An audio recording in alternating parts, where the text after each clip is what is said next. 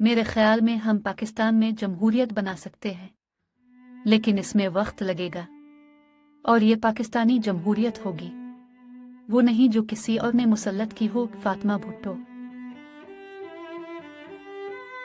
पाकिस्तान जैसे मुल्क में जहां सियासत अक्सर अशराफिया का एक फिन होता है और ये अक्सर बहुत ज्यादा खानदानी होता है, लोगों को ये समझाना मुश्किल है कि मुझे क्यों नहीं लगता कि ये पैदाइशी हक है। फातिमा भुट्टो।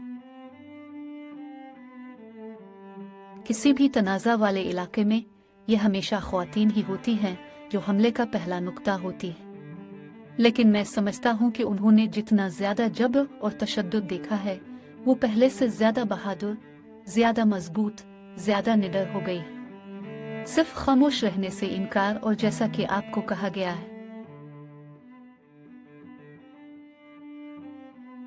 ठीक है, मैं सियासी और समाजी मसाइल पर लिखता हूँ और ये ख्याल के किसी को नहीं करना चाहिए या ये ख्याल के हमें खुद को सेंसर करना चाहिए वाकई मेरे लिए काम नहीं करता, क्योंकि ये उनके लिए हुकूमत का काम कर रहा होगा और मैं ऐसा करने में दिलचस्पी नहीं रखता।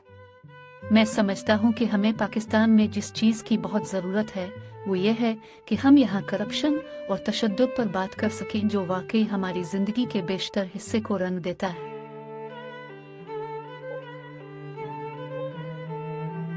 मेरे ख्याल में ये बिल्कुल मुमकिन है कि हम इक़्तिदार की सियासत या पार्लिमानी सियासत से बाहर रहें और ख़ित्ते में अमरीकी बालादस्ती जैसी चीज़ों के बारे में बात करें या दहशतगर्दी के खिलाफ गैर मुनसिफाना जंग के बारे में बात करें जो हमारी सरहदों पर लाई गई है।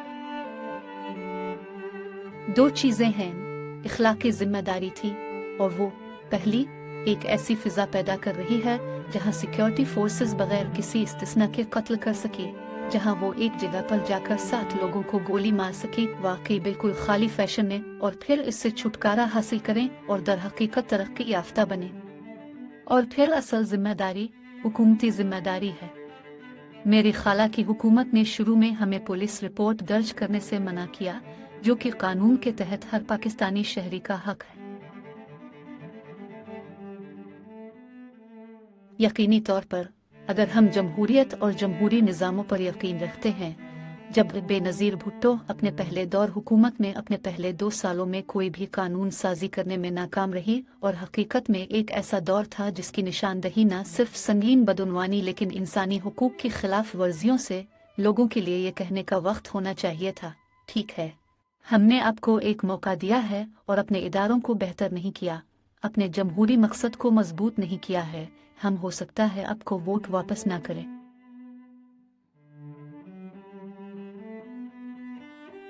मैं समझता हूं कि खानदान पर हमारा इन्हिसार यहाँ के मसले का हिस्सा है, क्योंकि खानदान फितरी तौर पर गैर जमहूरी है। ये बहुत हकदार चीज़ है कि यह तजवीज़ किया जाए कि एक खानदान का सिर्फ एक फर्द 180 मिलियन लोगों के मुल्क को बचा सकता है। ये लोगों के बारे में होना चाहिए जो इंतखाबी हलकों में रहते हैं, वो उनकी नुमाइंदगी के लिए आगे आते हैं, न कि पैराशूटेड इलियट क्लास जो के अंदर आता है, इलेक्शन जीतता है और फिर चला जाता है।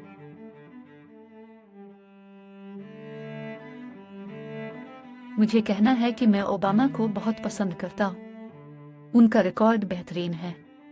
वो हमेशा इराक की जंग की मुखालफत के बारे में आवाज़ उठाते रहे। सच कहूं तो वो बहुत से तरीकों से बहुत अच्छे लगते हैं।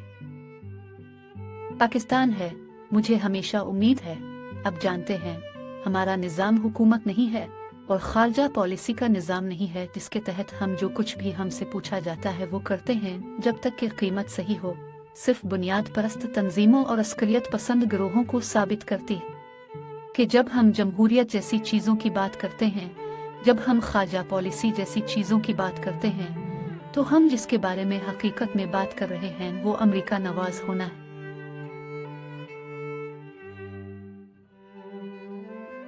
अगर आप ज्यादातर पाकिस्तानियों से पूछें तो वो दिल से यकीन रखते हैं कि रिपब्लिकन बेहतरीन है, क्योंकि वो हमें बहुत पैसा, मुआविन और हथियार देंगे।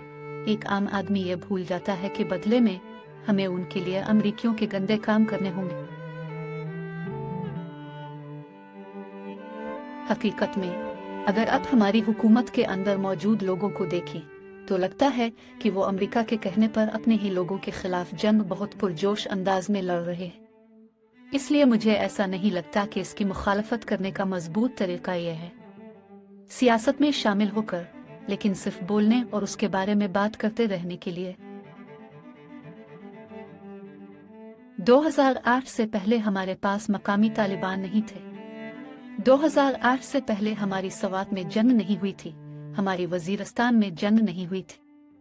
ہم نے اپنی 63 سالہ تاریخ میں کبھی بھی بغیر پائلٹ کے شکاری کو اجازت نہیں دی، ہمارے آسمانوں پر پرواز کرنے اور ہمارے شہریوں کو مارنے کے لیے کسی بھی ملک سے ڈرون۔ تاہم مجھے لگتا ہے کہ ہمیں امریکی بوگی مین کے پاس واپس جانا ہوگا۔ ہمیں یہ سمجھنا ہوگا کہ یہ ایک ایسا ملک ہے جو اس وقت امریکی ڈرونز کو ہمارے آسمانوں پر پرواز کرنے اور ہمارے لوگوں پر تقریباً ہفتہ وار بم برسانے کی اجازت دیتا ہے۔ یہ ایک ایسا ملک ہے جو زندہ رہتا ہے۔ اربوں کی امریکی امداد پر آج اخبارات کی سرخی امریکہ کی جانب سے پاکستان کو ہتھیاروں کی سپلائی بڑھانے کے بارے میں ہے۔